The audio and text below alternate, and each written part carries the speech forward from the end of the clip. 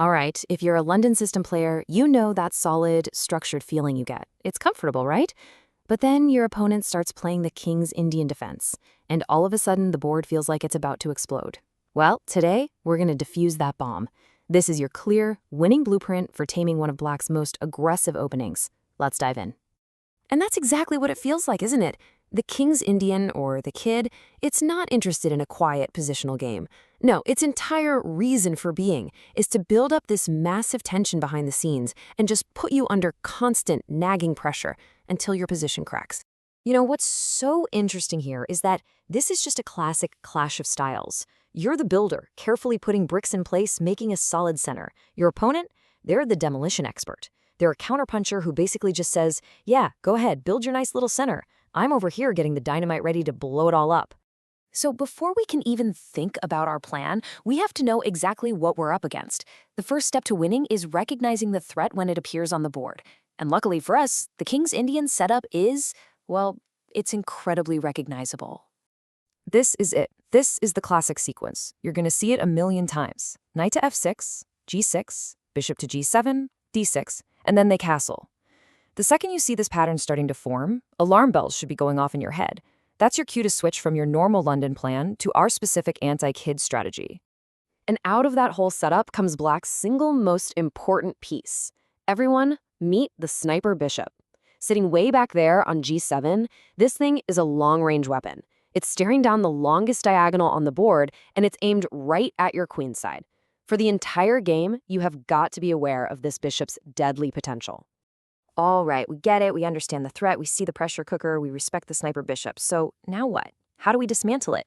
Let's get into our own strategy, a simple 3-part plan to totally neutralize the King's Indian and take complete control of the game.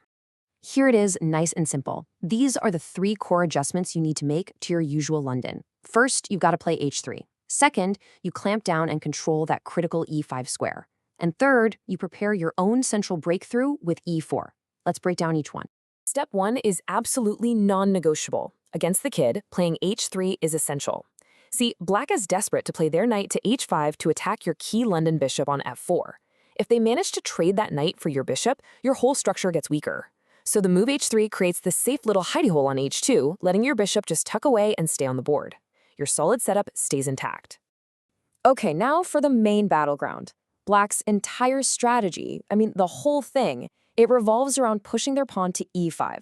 That one move just shatters your central control. So your job is to stop it. Your knight on f3 and your bishop on f4 are already doing the work. You're going to back them up with moves like c3 and knight to d2, basically building a fortress around the e5 square and telling Black, nope, this square is mine. And this is where it gets really fun.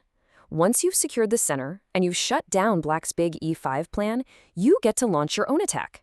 By playing e4, you don't just grab more space. You transform your quiet little bishop on d3. Suddenly it becomes an absolute monster, staring right at Black's king, and turning your solid defensive setup into a lethal attacking force. Okay, so both sides have their plans, right? And what usually happens is the game just splits the board right down the middle.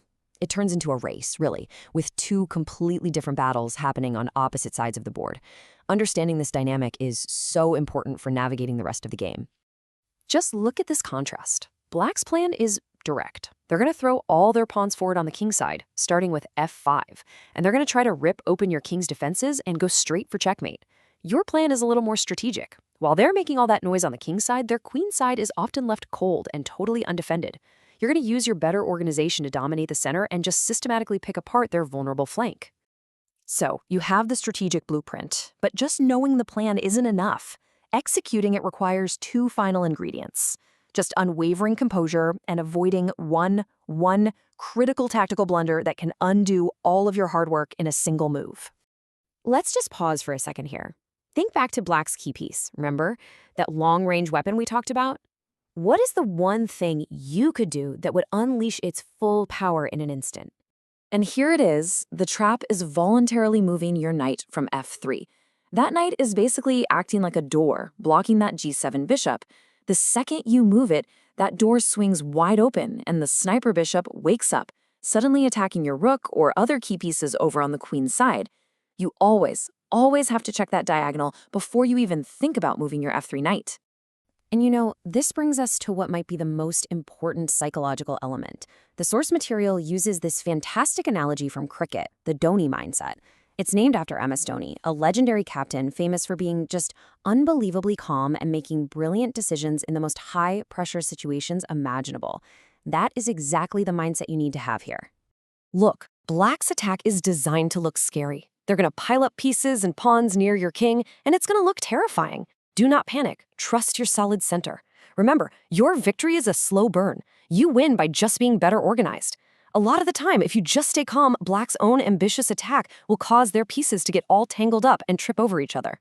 So there you have it. You know the threat, you have the three-step solution, and you've got the mindset you need for victory. The King's Indian defense, yeah, it creates a pressure cooker. But now you have the tools not just to survive it, but to control it and to win. So the only question left is, are you ready to master it?